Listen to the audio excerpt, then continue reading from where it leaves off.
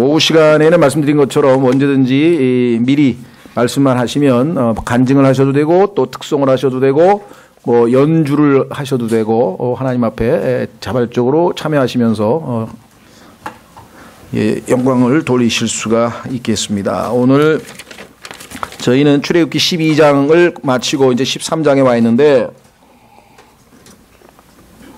성경에서 가장 위대한 진리들이 들어있는 장들이 뭐 다 위대한 진리입니다만은 우리가 경중을 굳이 따지자면은 사람들마다 창세기 3장, 요한복음 3장, 뭐 고린도전서 15장, 그다음에 로마서 5장, 또 어떤 분은 로마서 뭐 8장 다양합니다. 근데 출애굽기 12장도 굉장히 많은 분들이 성경에 아주 진리가 압축되어 있는 위대한 장이라고들 말씀들을 많이 하죠. 자, 그래서 우리는 출애굽기 12장을 한번 정리를 해보면 총체적으로 한마디로 하면 죄의 위험과 속박으로부터 하나님께서 완전한 구속을 성취하셨다. 이게 지금 출애굽기 12장 전체의 핵심 메시지 아니겠습니까? 그렇죠? 예. 하나님의 요구사항이 있었습니다.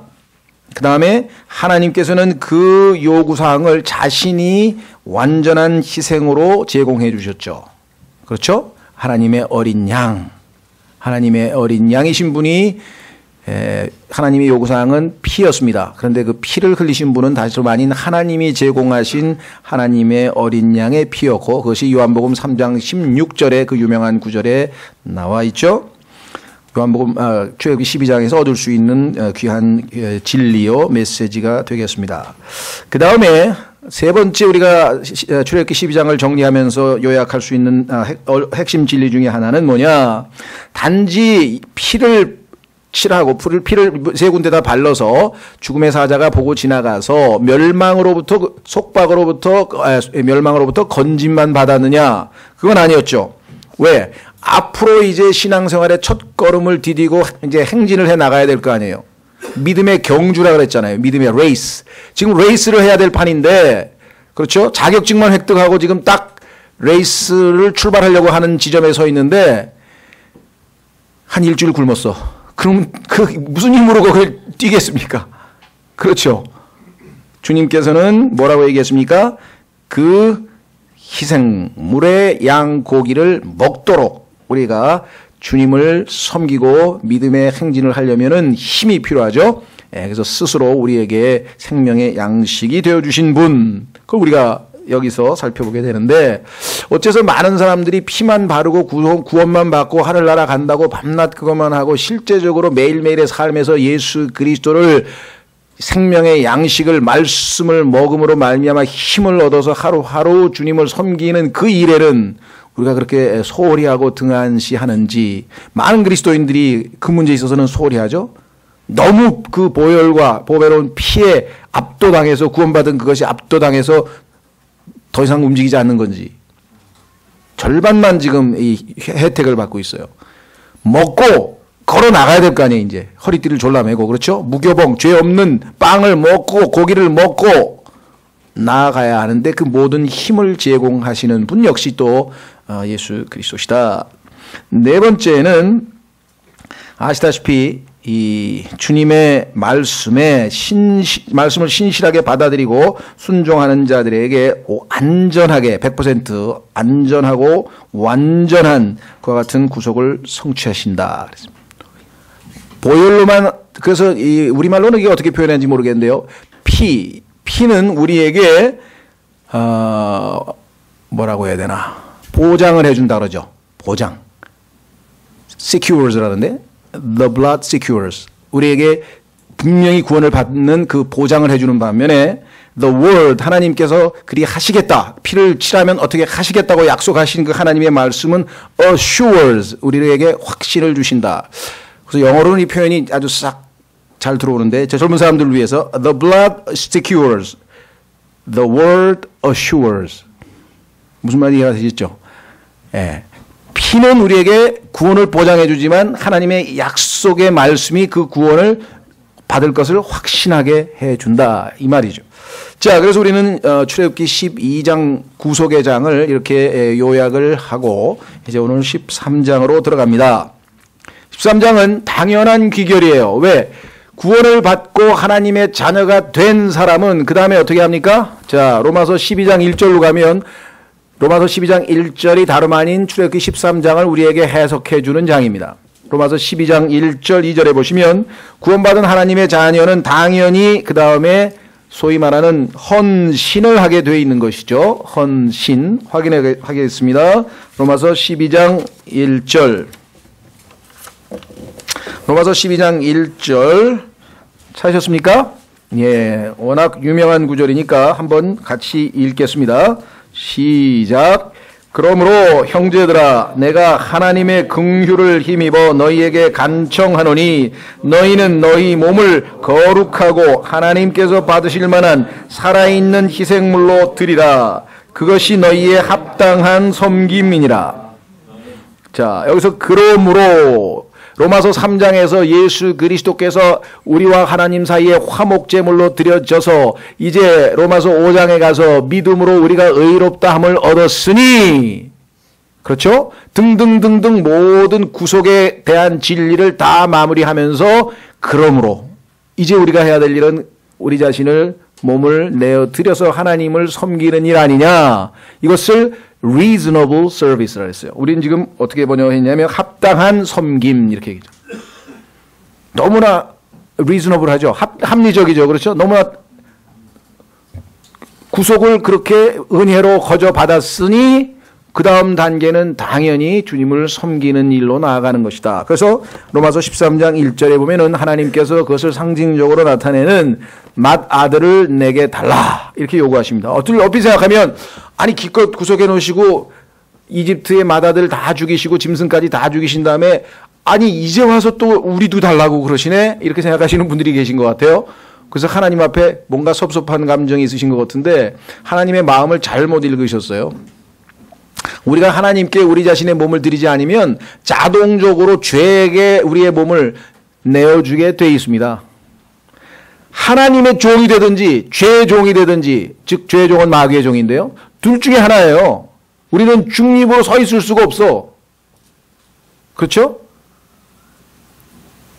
자전거 타고 가만히 서 있어 보세요. 서 있나요? 한쪽으로 기울 거 아니에요. 어느 쪽으로. 내가 어느 쪽으로 내 자신을 내어드리냐에 따라서 우리의 인생이 하나님께 쓰임받고 기쁨을 드리느냐 아니면 그리스도인이 되긴 되었으나 낭비하는 나중에 허망한, 그래서 요한 2서 8절에 가면 부끄러움을 당하는, 구원은 받았지만 좀 창피스러운 그런 구원이냐가 결정이 되겠죠. 자, 그래서 출애굽기 13장으로 이제 들어갑니다. 찾으셨죠? 1절서부터 우선 10절까지 한번 보죠. 넓게는 16절까지 먼저 한번 보겠습니다. 주께서 모세에게 말씀하여 이르시되 이스라엘 자손 가운데에서 처음 난 모든 것, 즉 사람이나 짐승을 막론하고 태를 여는 것은 무엇이든지 다 거룩히 구별하여 내게 돌리라. 그것은 내 것이니라 하시니라. 모세가 백성에게 이르되 이날을 기억하라. 너희가 이날에 이집트 곧 속박의 집에서 나왔나니 주께서 손의 권능으로 너희를 이곳으로 데리고 나오셨느니라. 누룩 있는 빵은 먹지 말라. 아비월 이날에 너희가 나왔느니라.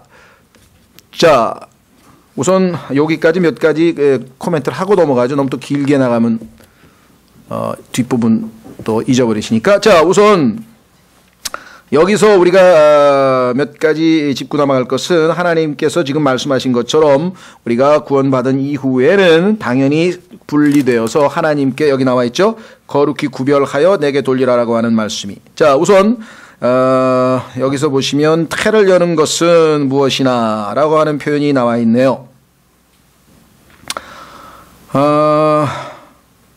여기 보시면 어디 나오나, 쭉 나가서 거룩히, 이 거룩이라고 하는, 거룩히 구별한다고 하는 이 sanctify라고 하는 단어가 성경에 처음 등장하는 상황입니다. 이게 성경에는 해석을 할 때 몇 가지 기본적인 원칙이 있어요. 그 원칙 중에 하나가 뭐냐면 이 첫 번째 언급의 법칙이라고 하는 게 있어요. 그러니까 하나님께서 어떤 단어를 처음으로 사용하시면 그 문맥에서 사용하신 바 의미가 일관성 있게 성경 전체에 적용이 되는 거예요. 무슨 말 이해가 되시죠? 그렇죠? 예. 자, 예를 들면 성경에서 사랑이란 단어가 제일 먼저 나오는 곳이 어디일까요? 사랑. 세상에서 제일 유명한 단어가 사랑이잖아요. 사랑. 예. 놀랍게도 죄송합니다. 창세기 22장에서 하나님께서 내가 사랑하는 아들이라도 내게 바쳤으니 하면서 하나님께서 아브라함의 이삭을 향한 사랑에서 처음 사랑 언급을 하는데 아브라함은 하나님 아버지를 예표하고 이삭은 예수 그리스도를 예표하니 아버지 하나님께서 예수 그리스도를 사랑하신 그 사랑이 성경에서 말하는 사랑의 기본 개념이에요.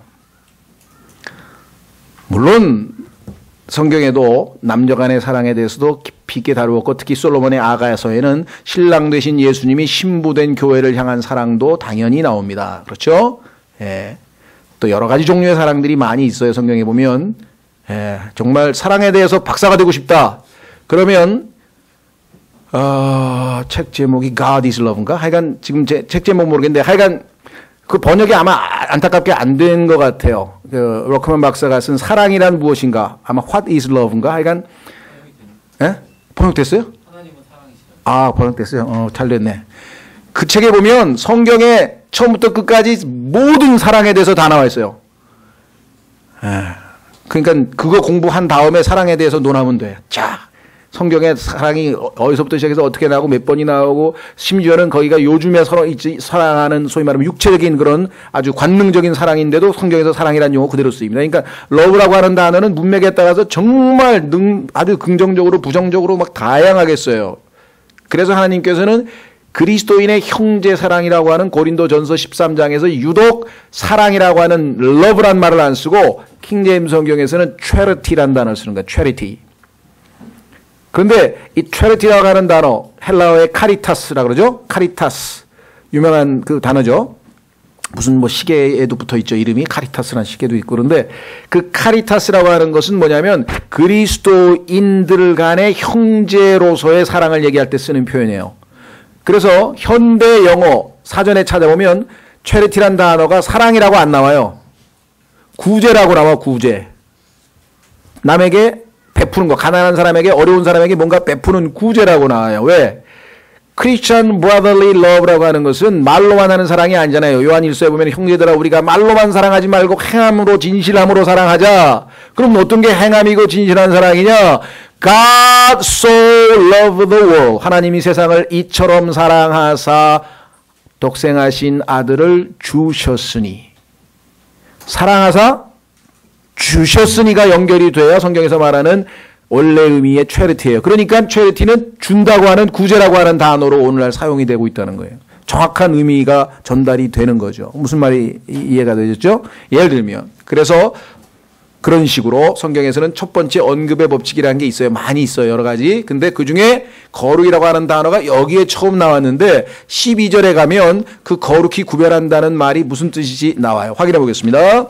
출애굽기 13장 12절 출애굽기 13장 12절 너는 태를 여는 모든 것과 내가 소유한 짐승에게서 나오는 모든 첫 새끼를 그렇죠? 구별하여 주께 돌리라. 여기서 구별한다. set apart. 따로 떼어놓는다 이 말이에요. 그게 거룩이에요. 하나님께서는 이 세상에 70억 인구 중에서 예수 그리스도를 믿고 구원받은 하나님의 자녀들을 하나님만을 섬기도록 따로 떼어놨어요. 저는 가끔가다 이런 비유를 많이 하는데 옛날에 여러분들 그 옛날 그 시절에 보면은 아버지가 퇴근할 때 식사하셔야 되니까 어머니가 밥 지어가지고 제일 좋은 부분 딱 해가지고 뜨뜻한 아랫모닥에다 딱 따로 떼어놓죠? 예. 그 다음에 무슨 생선을 구워도 약간 제일 좋은, 그냥 갈치도 제일 안에 있는 좋은 토막, 두꺼운 부분은 딱 따로 떼어놓죠? 이거 손대면 안 돼. 자식들은 꽁다리만 먹고, 그죠? 예. 이건 아버지만이 잡수시기 위해서 따로 띄어놓은 그걸 거룩이라 그러는 거니까 하나님만을 위해서 하나님께서 이 땅에서 구속받고 깨끗하게 예수님의 피로 정결하게 된 자들은 제일 알짜를 딱 떼어놔서 하나님만을 섬기도록 해놓으신 거예요. 그것이 거룩히 구별한 것이에요. 그렇게 sanctified, 거룩해 구별된 사람들은 holy life, 거룩한 삶을 살라 이 말이에요. 왜? 거룩한도 같은 의미예요. 그러니까 동전의 앞뒤예요. 하나님이 우리를 거룩히 구별해 놓으셨으니까 우리는 이제 적극적으로, 이거는 세상으로부터 분리된다고 하는 소극적 개념인데 적극적으로 거룩하게 하나님을 기쁘시게 하고 혼과 마음과 생각과 힘을 다해 완전히 우리 모든 것을 다 바쳐서 하나님을 사랑하는 삶을 산다. 이게 거룩이에요. 그러니까 거룩히 구별된 것과 거룩은 동전의 앞뒤, 수동적이고 능동적이고 부정적이고 긍정적인 개념이라면 이것이 성경에서 거룩이라고 하는 개념입니다. 그러니까 여러분들이 하나님은 이 세상의 모든 것으로부터 완전히 구별되어지신 분, 그래서 우리가 거룩하신 분이라 하나님이라고 보잖아요. 예수님께서도 아버지를 부르실 때 Holy Father, 거룩하신 아버지여 라고 요한복음 17장에서 기도하셨죠. 근데 이 지상에 있는 어떤 한 인간이 사람들이 자기를 Holy Father 부르는데도 아주 아무렇지도 않게 그 칭호를 받으면서 의시덕 이렇게 막 폼을 잡는 사람이 있어요. 상상을 다 하실 테니까 얘기를 제가 안 합니다만은 아주 정말 신성모독적인 말이 안 되는 짓을 하고 그걸 또 부르는 사람 또 얼마나 또 무지몽매합니까? 어떻게 감히 온 우주 만물을 창조하시고 유일하게 The Holy Father, 그 거룩하신 아버지에게 붙이는 칭호를 감히 냄새나고 추악한 죄인인 인간에게 갖다 붙일 수 있을까? 그건 정말 너무 몰라도 너무 모르는 거예요. 그렇죠? 그래서 이 거룩이라는 개념을 여러분 잘 이해하셔야 됩니다. 성경에 보니까 내가 거룩하니 너희도 거룩하게 거룩하라 라고 하신 말씀 나오죠. 그런데 거룩하지도 않은 사람 어떻게 거룩하라 그래요? 우리가 하나님이 우리를 거룩히 구별해 놓았으니까. 그렇죠? 예, 거룩한 삶을 살 수 있는 모든 자격을 또 준비를 또 필요한 것을 공급해 주셨으니까. 자, 그래서 이 거룩히 구별한다는 개념을 여기서 잘 이해하시면 되겠습니다. 자, 그 다음에 구별하여 내게 돌리라, 그것은 내 것이니라 하시니라 라고 말씀을 했습니다. 자, 그 다음에 13절에 모세가 백성에게 이르시되 이 날을 기억하라. 아까 우리 놀라운 날이었네 찬양했는데요. 여러분들이 예수 그리스도를 믿고 하나님의 자녀가 된 날, 그날 당연히 기억해야죠. 어떤 분, 저는 몇 월 며칠인데 그런 건 잘 모르는데요. 어쩔 수 없어요. 그건 그러니까 하나 정하세요. 미리. 어쩔 수 없잖아. 자기가 기억을 못하는 사람은. 에? 저같이 기억나는 사람은 아예 정하면 돼. 정해져 있는데 그렇지 못한 분도 계실 거예요. 그렇죠? 어렸을 때부터 늘 교회 생활하다가 보니까 어느 날 믿기는 믿는 거 같은데 언제 믿었지? 근데 그런 사람이 보니까 절반 이상이더라고요. 분명히 구원은 받았는데 정확한 날짜 잘 모르는 사람이 있어요. 근데 그야말로 엉망진창으로 살다가 예수님을 만나서 딱 믿기로 결정한 사람, 그 사람이야 뭐 당연히 기억하겠죠. 그렇죠? 예. 하여간 어쨌거나 여러분이 구원받은 그날을 기억해야 됩니다. 이 날을 자꾸 잊어버리기 때문에 여러분과 제가 신앙생활의 기쁨이 서서히 빠져나가고 힘이 없어지고 아주 그냥 그렇게 되죠. 그 다음에 너희가 이 날에 이집트 곧 속박의 집에서 얼마나 놀랍습니까? 모세는 하나님을 예표하고 있고 백성은 우리를 예표하고 있고 이 날은 구원받은 날을 예표하고 있고 이집트는 세상을 예표하고 있고 속박의 집 이집트 다 똑같죠. 여기 전부 우리 얘기가 나와 있는 거예요.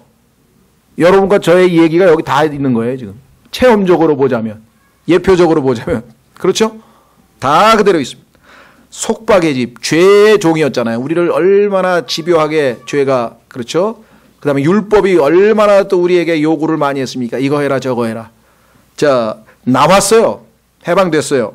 주께서 손의 권능으로, 파워, 로마서 1장에 보면은 복음은 하나님의 권능이라, the power of God, gospel, 복음은 하나님의 권능이라. 그렇죠? 마귀가 발버둥 치고 우리를 못 가게 하려고 아무리 해도 하나님의 권능의 손에 의해서 10번의 재앙 끝에 아주 꼼짝 못하고 내보냈습니다. 너희를 이곳으로 데리고 나오셨느니라 누룩 있는 빵을 먹지 말라. 이게 뭐냐면 내가 거룩하니 너희도 거룩하라 그랬잖아요. 아비볼 이날에 너희가 나왔느니라. 자, 그래서 이제 하나님은 어디로 우리를 데리고 가느냐. 자, 처음에 광야로 데려갔죠. 그거 우리 좀 있으면 이제 공부합니다. 광야로 들어갔는데 광야만 있는 게 아니라 가다 보니까 엘림도 있고 뭐 여러 가지 쭉쭉 거치고 가다가 하나님께서는 하나님을 경배할 수 있는 어디 산에 신의 산이라고 하는 호렙산이라고 하는 산으로 데리고 갔습니다. 그리고 거기서 사람들을 모아놓고 회막 성막을 지으라 그랬어요. 하나님께서 거기에 함께 하실 같이 할 수 있는 성막을 지으라고 말씀하셨죠. 예. 그리고 그 성막 위에 하나님께서 기둥으로 어떤 기둥? 구름 기둥, 불 기둥으로 낮과 밤에 계속 임재하고 계심을 그들에게 가르치고 계셨습니다. 그리고 나더니 출애굽기 25장에 가서 갑자기 하나님께서 성막을 지으라고 하는 명령과 함께 구체적으로 이제 설명을 합니다. 설계도를 쫙. 그렇죠? 여기 설계 잘하시는 분 오늘 여기 계시구나 참. 또 젊은 형제도 하나 있는데. 하여간 설계도 자세하게 하여간 설명해 놨어요. 그대로 만들었어요. 그 다음에 여러분도 아시다시피 거기서 이제 경배가 시작이 됩니다. 경배. 자, 그러면 출애굽기 다음에 나오는 레위기의 핵심 주제는 뭘까요? 경배죠. 구속받은 하나님의 백성은 하나님께 경배하러 나아가요. 그래서 경배하러 나아가는 법을 가르쳐 주는 게 레위기 전반부. 그 경배하러 나아간 사람은 경배만 끝나는 게 아니라 경배 후에 매일매일의 삶에서 하나님과 동행하는 삶을 살아야 돼요. 그것이 레위기 후반부라 그랬어요. 레위기는 두 가지로 돼 있어요. 하나님을 경배하는데 그 경배를 기점으로 하나님 앞에 경배하기 위해서는 어떤 자격 요건을 갖추고 준비가 되어서 나가야 되는가. 그래서 재물에 관해서 자세하게 나오죠. 우리가 구약시대에 안 살니까 너무 다행이고 우리는 정말 영 안에서 영과 진리로 하나님 앞에 무릎 꿇고 주님 하고 나아가는 순간에 이미 셋째 하늘 지성소에 나아가서 은혜의 왕좌 앞에 떡 나아갈 수 있다고 히브리서에 써 있는데 구약시대에는 한번 하나님께 나아가려면 얼마나 많은 복잡한 절차가 있는지 한번 레위기 1장서부터 17장까지 한번 보세요. 아주 복잡합니다. 그렇죠? 자, 돌아와서 이제 5절부터 주께서 너를 가나안 족속과 헷 족속과 아모리 족속과 히위 족속과 여부스 족속의 땅 곧 그분께서 내게 주시려고 내 조상들에게 맹세하신 바 젖과 꿀이 흐르는 땅으로 데리고 들어가시거든 너는 이달의 이 예식을 지켜 이래 동안 누룩 없는 빵을 먹고 일곱째 날에는 주께 명절을 지킬지니라. 이래 동안 누룩 없는 빵을 먹고 누룩 있는 빵은 내게서 보이지 아니하게 하며 또 내 모든 지역에서도 내게서 누룩이 보이지 아니하게 할지니라. 거룩히 구별되었으니 거룩한 삶을 살지니라. 우리에게는 그렇게 적용하면은 맞는 말씀이죠.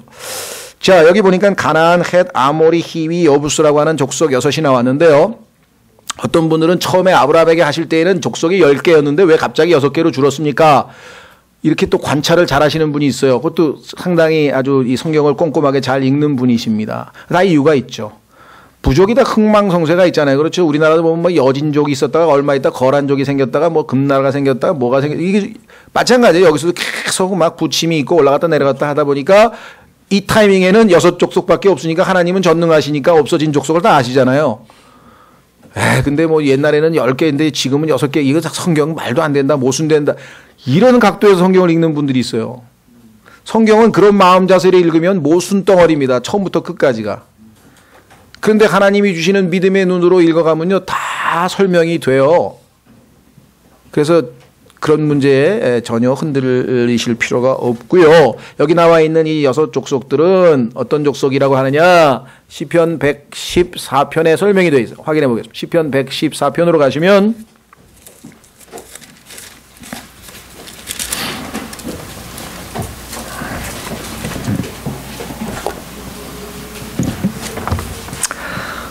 자, 1절에 이스라엘이 이집트에서 나오며 야곱의 집이 낯선 말을 하는 백성에게서 나올 때 낯선 말을 하는 사람은 물론 이집트 사람이죠.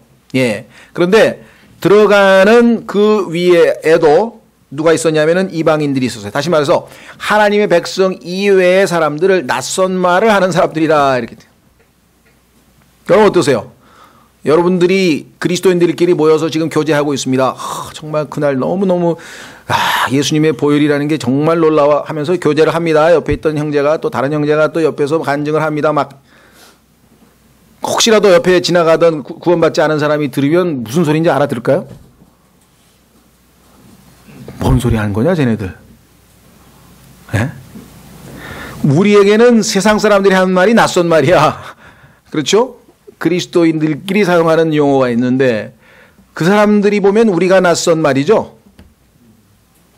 그렇죠? 못 알아들어요. 서로가 스트레인지해. 예.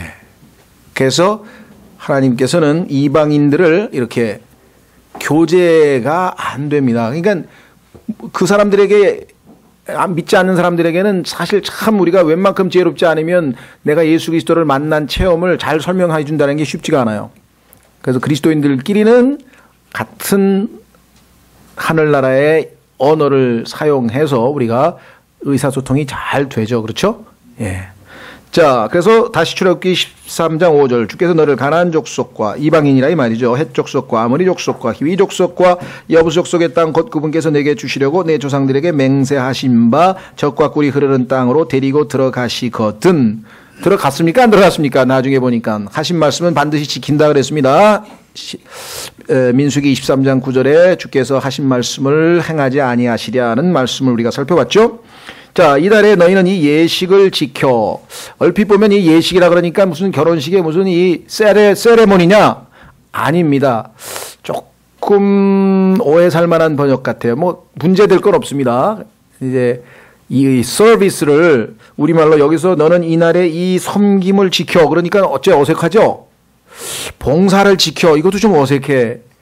그래서 이제 할 수 없이 궁여지책으로 말이 의사소통을 하다 보니까 이제 서비스라고 하는 것을 제3의 의사 표시를 했는데 우리가 일반적으로 생각하는 예식이라고 할 때는 세레모니란 말을 쓰고 의식, 종교 의식을 거행한다고 할 때는 라이트라 그러죠. 리추얼이라고 하는데 그런 것과는 다른 얘기입니다. 이건 하나님을 섬기는 얘기예요. 자, 그래서 결국은 6절, 7절에서 우리는 거룩한 삶을 살도록 하나님께서 명하신 것을 살펴보았습니다. 8절. 너는 그날에 내 아들에게 보여주며 이르기를 이것을 행하면 내가 이집트에서 나올 때 주께서 나를 위하여 행하신 일 때문이라 하고 아니 어째서 이상한 짓을 하십니까? 이게 뭔 짓입니까? 왜 갑자기 빵에 이스트가 들어가야 맛있지 빵에 이스트도 안 넣고 이게 뭔 맛도 없는 빵을 왜 만드셨어요? 라고 자식들이 물어보거든. 왜 이걸 설명해 주는 것이 부모의 도리다. 그렇죠? 그래서 얼마나 하나님께서 놀라운 역사를 일으키셨는지 이거를 자식들에게 교육하도록 하고 계신 것인데 9절에 그것을 너를 위해 내 손 위의 표적과 내 눈 사이의 기념물로 삼고 주의 율법이 내 입에 있게 하라. 주께서 강한 손으로 너를 이집트에서 데리고 나오셨으니. 그러니 모든 것을 동원해서 하나님이 행하신 것들을 기억하게 해주는데 손, 눈, 입.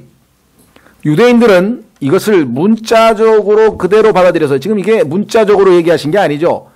어떤 분들은 하나님께서 손에다가 여기 손에다가 유대인들은 가죽으로 요 조그만 상자 하나를 만들고 그 다음에 이렇게 해서 시계처럼 여기다 찹니다. 그러면 거기에 모세오경에 하나님 말씀이 들어있어요. 그렇게 해서 차고 다녀요. 그 다음에 여기 보시면 눈 여기다가 또 이마에다 딱 짜면 여기다 눈과 눈 사이에다 여기다 또 똑같은 거 뭐 하나 튀어나오는 거 있죠. 조그만 상자가 이렇게 해가지고 또 묶어놓고. 그 다음에 입에는 안 하나? 하여간 이스라엘 사람들 보면은 뭐 팔에도 차고 뭐 해가지고 문자적으로 하나님께서 그런데 여기 뭐 상자 만들어가지고 손에다 차란 소리가 있나요? 없죠. 예. 그러니까 물론 자신들은 그 말씀을 그렇게 해석해서 말씀을 항상 가까이 하게 한 훈련을 시키기 위해서 여기다가 뭐 가죽끈을 만들어서 여기다 찼다. 뭐 나쁠 건 없지만 성경 자체에서 그렇게 명령했다고 가르치는 것은 아니라는 거죠. 여기서는 지금 항상 마음에 간직하고 입에서 늘 말씀이 나오고 늘 하나님 말씀을 귀에 듣고 눈으로 보고 하라고 하는 지금 말씀을 가까이 하라고 하는 지금 말씀을 하고 있는 거지 무슨 실제적으로 무슨 몸에다가 뭐 물을 붙이라고 하는 그런 얘기가 전혀 아니죠. 조심하시면 좋을 것 같고요. 그 다음에 10절 그러므로 너는 해마다 정할 때 이 규례를 지킬지니라. 역시 기억하는 것이 중요합니다. 기억하지 못함으로 말미암아 일어난 불행한 사건들이 성경에 셀 수 없이 많은데 그중에서 신약에서 한 구절만 보면 주님께서 우리가 기억을 제대로 하지 않아서 하나님 앞에 첫사랑을 잃어버린 것을 기록해 놓으셨죠. 확인해 보겠습니다. 요한계시록 2장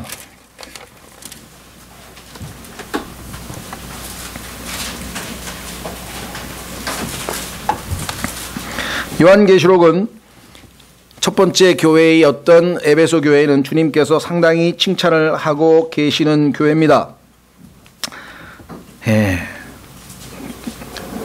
그런데 자 2절 보시면 내가 내 행위와 수고와 인내와 또 내가 악한 자들을 용납하지 못함을 아노니 스스로 사도라고 말하나 사도가 아닌 자들을 내가 시험하여 그들이 거짓말하는 자들임을 알아내었으며 또 참고 인내하며 내 이름을 위해 수고하고 낙심하지 아니하였느니라. 칭찬하셨지만 문제는 4절에 있죠. 그럼에도 불구하고 내가 너를 책망할 것이 조금 있나니 이는 내가 너의 처음 사랑을 버렸기 때문이라.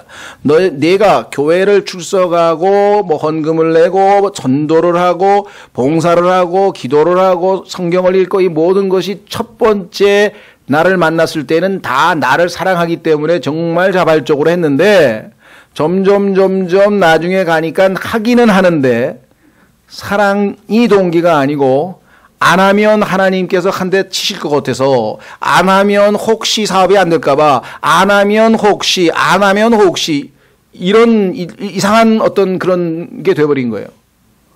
아니면 습관적으로 늘 하니까 이렇게 돼버린 거예요. 그래서 첫사랑이 식어버린 것을 주님은 감지했어요. 이유가 뭐냐? 기억 때문에, 기억을 못하기 때문에. 자, 그래서 5절에 그러므로 내가 어디로부터 떨어졌는지 기억하고 회개하여 처음 행위를 하라. 만일 그리하지 아니하면 하고 내가 회개하지 아니하면 내가 속히 내게 가서 그 등잔대를 그것의 자리에서 옮기리라. 그래서 더 이상 너를 도구로 하나님께 영광 돌리는 도구로 쓰임받지 못하게 하리라. 이게 영어로 공부하는 사람들은 참 도움이 많이 돼요. Remember, 그렇죠? 기억하라. Repent, 회개하라. or 만약 그렇게 안 하면 remove, 내가 너를 제거하겠다. 얼마나 위자 들어가면 외기가 쉽잖아요. 그렇죠? 예. 하라 아니면 하시겠다 이렇게 돼 있어요. 3단계로. 자, 그래서 여러분과 저도 기억하는 것이 회개의 첫 단계입니다. 회개하기 전에 기억을 해야 돼.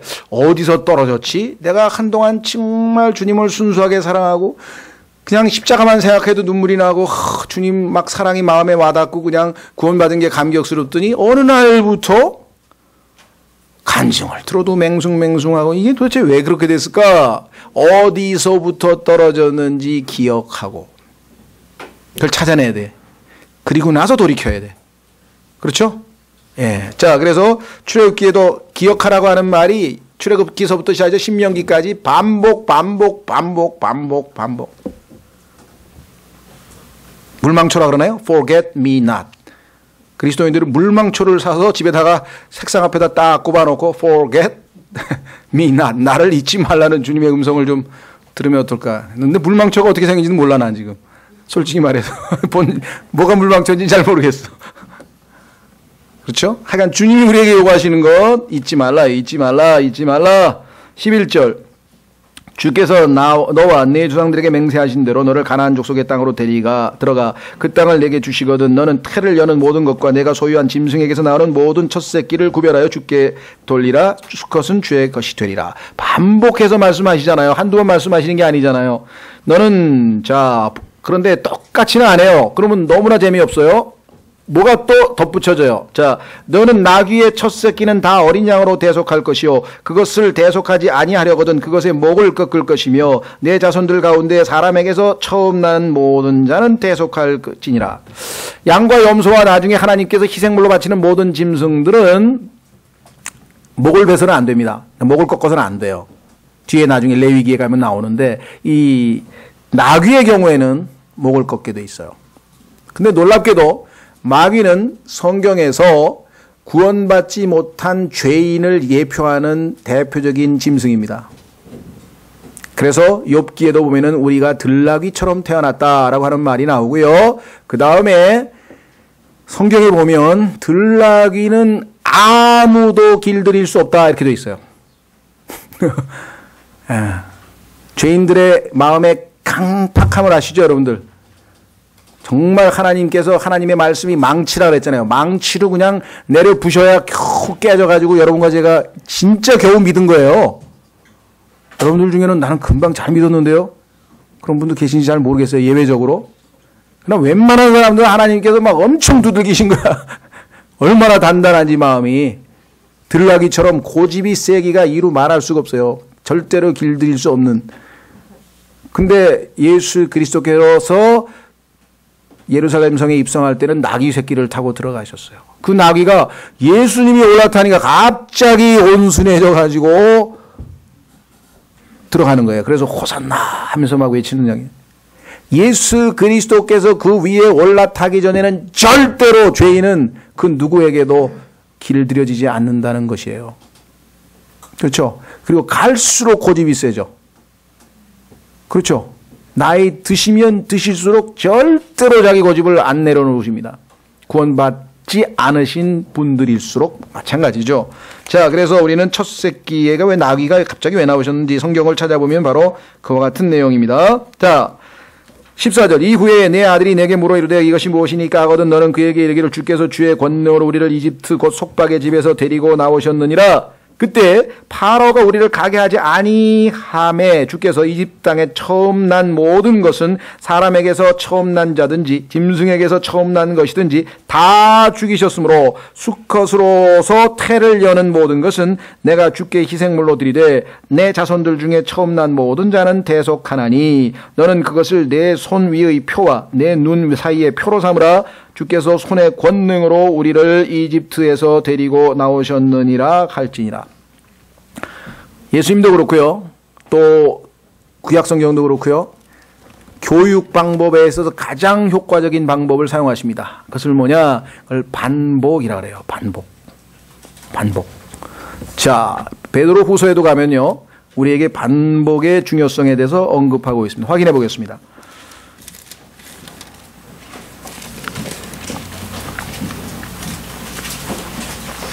베드로 후서 3장.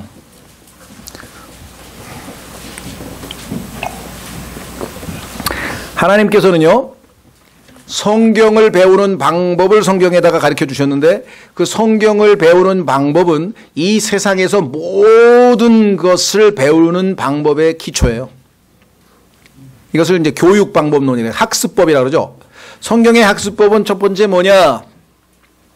간단합니다. 다른 것끼리 구분하라 이거야. 서로 다른 것끼리 구분하라. 이걸 대조라 그래요. 대조. contrast.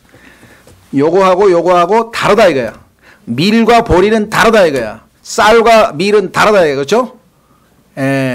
소보로하고 단팥빵은 다르다 이거야. 뭐가 다르냐 이게. 다른 걸 구분할 줄 알아요. 구분할 줄 알 수 있는 능력. 그걸 분별력이라 그래요. 그렇죠? 이것이 좋은 거냐 나쁜 거냐. 예수 그리스도가 정말 참 하나님이냐 아니냐. 다른 신들하고 뭐가 다르냐. 다 구분할 줄 알아요. 기독교와 다른 종교는 뭐가 다르냐. 다 구분. 그렇죠?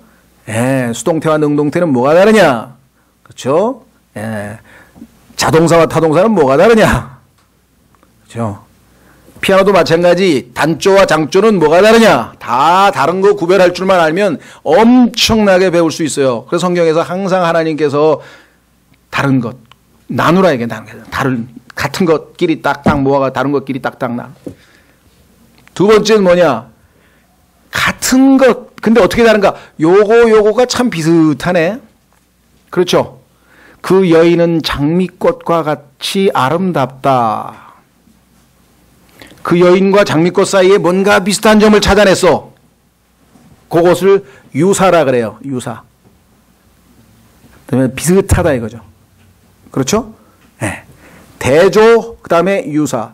그래서 예수님은 성경 가르치는 데 있어서 가장 쉽게 사용하는 방법은 뭐냐면 항상 뭐뭐와 같으니라. 하늘의 왕국은 여인이 가로섬 안에다가 누룩을 집어넣은 것과 같으니라. 그렇죠? 하늘의 왕국은 처음에 겨자씨가 처음에는 작은 씨가 심겨서 결국은 나중에 나무가 돼서 그 위에 많은 새들이 깃드는 것과 같으니라. 뭐뭐이니라. like as, like as, like as. 영어로 치면 같으니라, 뭐뭐처럼 이런 단어만 몇 개만 찾아도 성경 공부가 엄청나게 되는 거예요. 창세기부터 계시록까지 다 찾으면 눈이 그냥 영적으로 열리는 거예요. 그 다음에는 한 번에 한순간에 그게 다 깨달아지는 건 아니거든요. 그러니까 어떻게 해요? 반복. 계속. 그렇죠? 이렇게 다르구나. 아, 하늘의 왕국하고 하나님의 왕국하고 이렇게 다르구나. 그렇죠?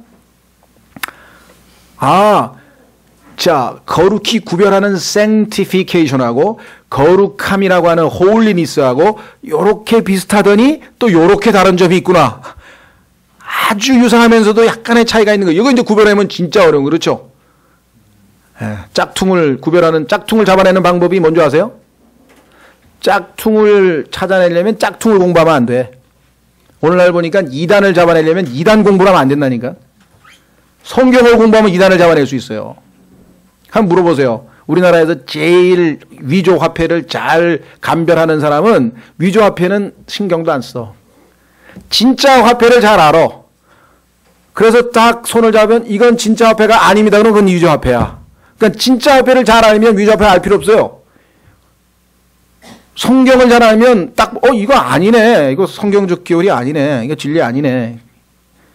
물론 그렇다고 해서 공부하지 말라는 건 아니에요. 특성이 이런 거구나 이런 거구나 알아두는 건 필요하지만 성경은 제대로 모르면서 엉뚱한 것만 할 필요 없다 이거죠. 그렇죠? 자, 세 가지. 영어를 공부하든 중국어를 공부하든 뭐 축구를 배우든 그렇죠? 축구를 보면 인사이드 킥과 아웃사이드 킥은 완전히 다르잖아요. 딱 차면 하나는 왼쪽으로 가고 인사이드 킥은 아웃사이드 킥은 똑바로 찬 것 같은데 옆으로 휘어가지고 샥. 예? 그 브라질의 까를로스라고 하는 친구가 딱 발로 차면 공이 가다 이쪽으로 휘어. 근데 베캄이 차면 이쪽으로 휘어. 여러분 다 아시죠? 베캄도 알고 카를로스도 알고. 워낙 세상과 분리되어서 사서서 잘 모시는 분도 계실지 모르는. 네. 그런 거예요. 그러니까 달라요. 농구도 달라요. 뭐 체스트 패스가 다르고 뭐 바운드 패스가 다르고 뭐 다 달라요. 그러니까 다른 거 구분하고 비슷한 거 묻고 그 다음에 반복해서 완전히 달인이 될 때까지.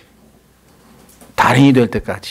그래서 성경에서 그거를 히브리서 5장에서는 skillful, 하나님의 의의 말씀에 능숙한 자 이렇게 얘기하는 거예요. 그냥 말씀이 딱 잡으면 주제가 이거구나. 이건 주제, 이건 보상에 관한 거야. 아, 이건 구원에 관한 게 아닌데 그 구원 잃어버리는 게 아니고 이건 보상에 관한 거잖아. 이거 봐봐. 이거 딱딱. 그건 다른 거잖아. 끝까지 견디면 구원받는다. 그 구원은 우리 지옥에 안 가는 혼의 구원이 아니고 육체의 구원이라고 그 밑에 성경에 써 있잖아. 다른 거잖아.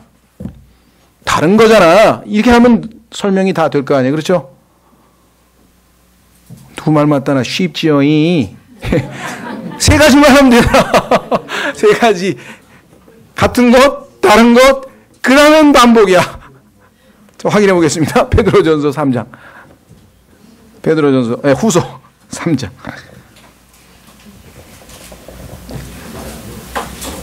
베드로후서 3장 1절에 사랑하는 자들아 내가 이제 둘째 서신을 너희에게 쓰노니 내가 이 두 서신 안에서 기억을 통해 너희의 순수한 생각을 일깨우고자 함은 기억을 통해 왜? 너희가 전에 거룩한 대언자들이 전한 말씀들과 주 곧 구원자의 사도인 우리에게서 받은 생명의 명령을 명심하게 하려 함이라. 명심하게 하려 함이라. 자, 여기 지금 기억이라고 하는 말 나왔죠? 자, 1장으로 갑니다. 12절 베드로후서 1장 12절 베드로후서를 쓰면서 너희들이 이미 다 알고 있는 내용이지 여러분들 지금 출애굽기 공부하면서 여러분들이 거의 대부분 아는 내용이잖아요. 그렇죠? 완전히 모르는 건 아니란 말이에요. 자, 그런데도 불구하고 베드로도 쓴 걸 또 써. 왜? 12절 1장 12절 그러므로 비록 너희가 이것들을 알고 잘 알아 너희가 현재의 진리에 굳게 서 있을지라도 다 서 있어. 너희가 항상 그것들을 기억하게 하는 일에 내가 게으르지 아니하리라. 나는 계속 너에게 또 기억하게 하려고 하고 또 가르치고 또 가르치고 또 가르치겠다. 왜? 참으로 내가 이 장막에 있는 동안에 너희가 기억하게 하여 너희를 일깨우는 것이 합당한 줄로 생각하노니. 이것이 하나님 앞에 합당하다는 거예요. 합당하다는 거예요. 이는 우리 주 예수 그리스도께서 내게 보여주신 것과 같이 내가 머지않아 반드시 나의 이 장막을 벗어야 할 줄 알기 때문이라. 내가 떠나간 뒤에도 너희가 항상 이것들을 기억할 수 있도록 내가 애쓰리라. 내가 떠난 다음에도 안 잊어먹게 하기 위해서 지금 살아있을 동안에 계속 또 기억나게 하고 또 기억나게 하고 또 기억나게 하고 싶다. 이것이 베드로의 마음이죠. 마찬가지입니다. 자, 그래서 우리는 출애굽기에서 하나님께서 이스라엘 백성에게 잊지 말고 기억하라, 잊지 말고 기억하라, 잊지 말고 기억하라 계속 말씀하고 계시죠. 자, 다시 돌아옵니다. 출애굽기 13장 17절 이제 마무리를 짓습니다. 파라오가 백성을 가게 하였을 때 블레셋 사람들의 땅에 있는 길은 가까울지라도 하나님께서 그들을 그 길로 인도하지 아니하셨으니 이는 하나님께서 말씀하시기를 혹시 이 백성이 전쟁을 보면 뜻을 돌이키고 이집트로 되돌아갈까 염려하노라 하셨기 때문이라. 그러나 하나님께서 홍해의 광야길을 통해 백성을 인도하시니 이스라엘 자손이 이집트 땅에서 나와 무장을 하고 올라가니라. 모세가 요셉의 뼈를 취하니라. 그가 이스라엘 자손에게 엄히 맹세하게 하여 이르기를 하나님께서 반드시 너희를 찾아오시리니 너희는 여기에서 내 뼈를 가지고 올라갈지니라 하였더라. 창세기 50장의 창세기 끝부분에서 여러분들이 요셉이 믿음으로 자기의 뼈를 반드시 가지고 올라가라. 분명히 하나님이 그런 기회가 올 것이다. 예언의 성취는 이미 우리가 잘 알고 있기 때문에 여러분들에게 그냥 한번 언급하고 넘어가고요. 여기서 우리에게 주는 중요한 교훈은 무엇인가? 17절에 나와 있네요. 가까울지라도 여기에 하나님은 여러분과 저를 쉬운 길로, 가까운 길로, 편안한 길로 인도를 안 하신다 이 말이에요. 그래서 어떤 면에서는 신앙생활은 고달프다 이 말이에요.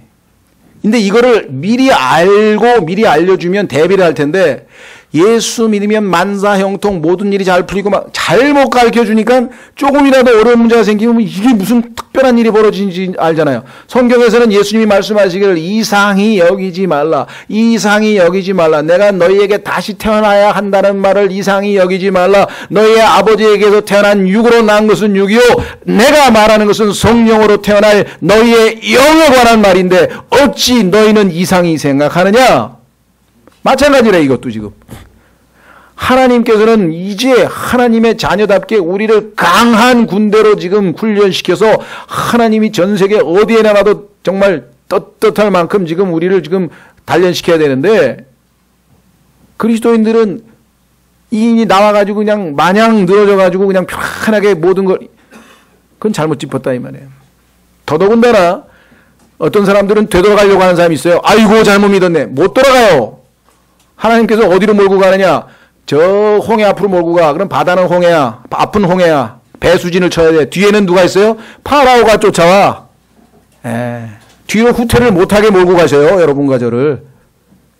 그 구원을 잃어버릴 수가 없어. 후퇴를 못하게 만들어놨다니까 하나님께서.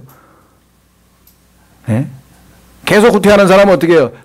들어 올려서 하늘나라로 그냥 데려가 버리죠. 그런 사람 많아요. 중간에 보면. 계속 후퇴하면 안 되겠다 너는. 그냥 그만 올라와라. 아나니아 삽비라 계속 그럴 거야? 올라와. 올라가는 거예요. 너도 올라와. 물론 다른 의미에서 올라가는 분도 있습니다. 충분하다. 그 정도 고생했으면 이제 충분히 성숙했으니까 올라와라. 그런 분도 있겠죠. 어쨌거나 분명히 하나님은 하나님의 계획하에 우리를 예수 그리스도의 형상이 되는 그날까지 훈련시키기 위해서 이 땅에서 훈련을 시켜주시는 거예요. 돈 안 받고. 근데 그 훈련을 안 받으려는 사람이 있어. 그건 어리석은 거죠. 여기 지금 하나님께서 뭐라고 얘기했습니까? 파라오가 백성을 가게 하였을 때 블레셋 사람들이 땅에 있는 길은 가까울지라도. 그런데 그 가까운 길로 인도 안 했어요. 쉽게. 하나님께서 그들을 그 길로 인도하지 아니하셨으니 이는 하나님께서 말씀하시기를 혹시 이 백성이 전쟁을 보면 뜻을 돌이키고 이집트로 되돌아갈까 염려하노라. 쉬운 길 같지만요.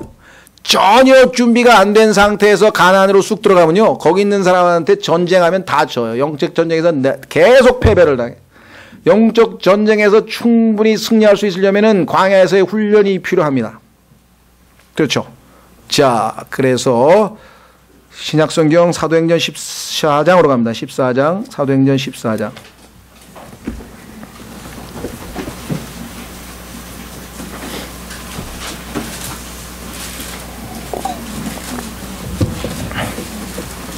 찾았습니까? 22절, 사도행전 14장 22절.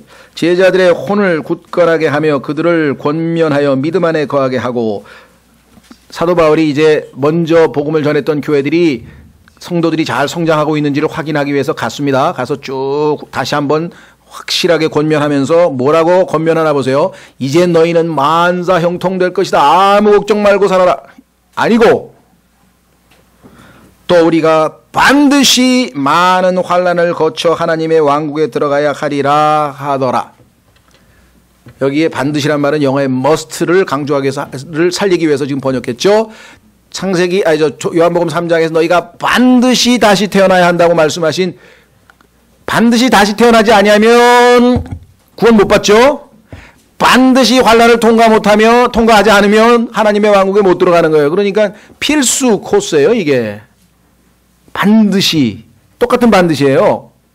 자, 여기서 조심하셔야 됩니다. 하나님의 왕국에 보고 들어가는 거는, 성경에 보니까 우리는 이미 하나님의 왕국을 보고 들어왔다, 영적으로. 그래서 성경에 보니까 하나님의 왕국은 먹고 마시는 것이 아니요 성령 안에서 의와 화평과 희락이라고 얘기를 했는데, 왜 또 나중에 들어가냐. 요건 이제 하나님의 왕국은 두 가지 개념이 있었어요. 그래서 아까 잘 나누라 그랬잖아요.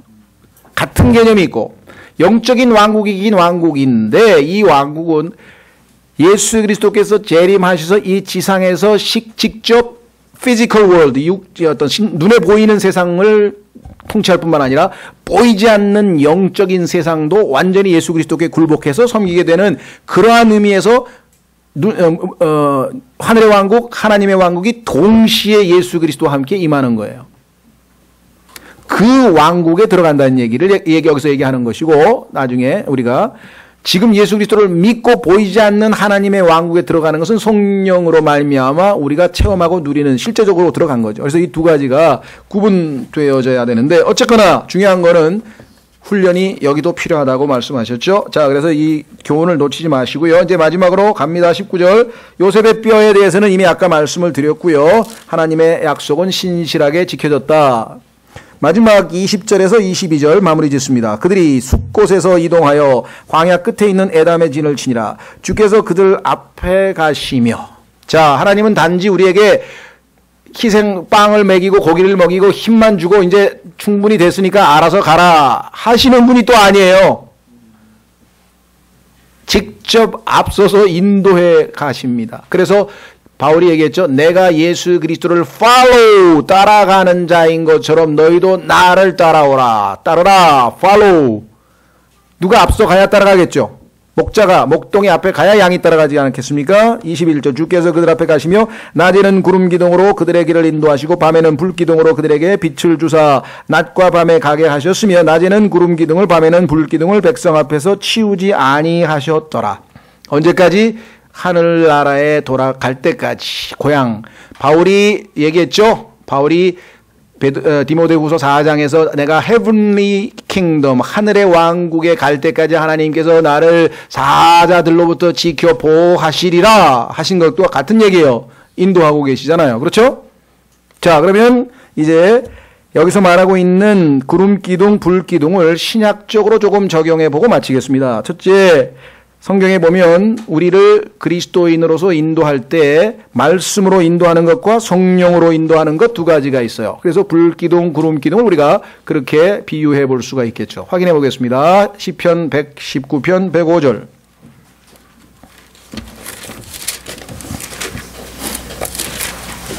시편 119편 105절. 주의 말씀은 내 발의 등불이요 내 길의 빛이니이다. 주의 말씀이 우리를 앞서서 인도하고 계시죠? 그렇죠? 자, 로마서 8장으로 갑니다. 로마서 8장.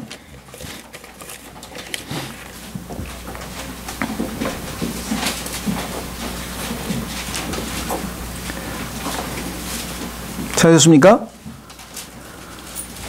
로마서 8장 14절. 하나님의 영에 의해 인도받는 자들은 다 하나님의 아들들이니. 하나님의 영께서 우리를 지금 인도하고 계시죠? 유명한 요한복음 16장 13절에 성령 진리의 영께서 오시면 너희를 모든 진리 가운데로 인도하시리니. 말씀 인도하고 계시죠? 성령이 인도하고 계시죠? 분명하죠? 자, 마무리를 짓습니다. 그러면 출애굽기 13장 전체에서 우리에게 가르쳐주는 교훈은 무엇인가? 구속은 반드시 헌신으로 뒤따라진다. 그러니까 헌신이 항상 구속에 뒤이어 나아간다. 그렇죠? 하나님께 우리 자신을 내어드리는 것이고요. 그 다음에 경험이 부족한, 경험이 없는 영적으로 어린 아이들은 지혜로운 인도자가 앞서 인도하고 계신다. 그랬습니다. 지금 인도하고 계시잖아요. 그런데 그분이 인도하시는 길은 짧은 길도 아니고 지름길도 아니고 어떤 길입니까? 우리에게 가장 딱 맞는 베스트예요. 최상의 길인데 그것을 성경에서는 뭐라고 하느냐? 내가 곧 길이요 진리요 생명이신 그 길 되신 분이 가시는 길인데 그 길을 시편 107편 7절에서 뭐라고 했나 확인해 보겠습니다. 시편 107편 7절에서 시편 107편 7절에서 찾았습니까? 자, 한번 큰 소리로 같이 읽어보시죠. 시작. 또 바른 길로 그들을 인도하사 그들이 거주할 도시에 이르게 하셨도다. Right, the right way. 가깝고 짧은 길은 아니지만 바른 길로 우리를 인도해 주신다. 그렇게 얘기를 했죠? 예. 자, 그 다음에 우리는 이제 하나님께서는 구름기둥 불기둥으로 항상 함께 하신다. 영원한 임재. 영원한 임재가 확실하게 보장이 되어 있고 이로 말미암아 백성들은 항상 만족하고 안식할 수 있어요. 왜? 하나님이 임재 하나 함께 하시니까. 아무리 힘들어도 어머니 아버지가 함께 하면 어떠세요? 안심할 수 있죠. 그 유명한 짧은 에피소드 아시죠? 젊은 소년이 어린 소년이 밤에 야간 열차를 타고 가는 거예요. 그 옆에 있던 아저씨가 야, 너 안 무섭냐? 이게 깜깜한데 터널을 지나갈 때 더 깜깜해. 더 무서워. 안 무서워요? 그 꼬마 녀석이 뭐 대단하네. 근데 얘가 보니까 열차가 쓰면 어디로 사라졌다가 다시 나오는 거야. 열차가 쓰면 사라졌다가 또 야, 너 어디 갔다 오냐? 그러니까 아버지한테 갔다. 네 명이 뭔데? 기관사인데요. 그게 뭐 아버지 얘가 무서워할 리가 있나 이거. 항상 아버지가 옆에 있는데 뭐가 무섭겠냐 이 말. 임재, 구름기둥, 불기둥이 항상 임재한다면 여러분과 제가 뭐가 두려워 이 세상에서 위축되거나 두려워할 필요가 뭐가 있냐. 그렇죠? 다 같이 일어나셔서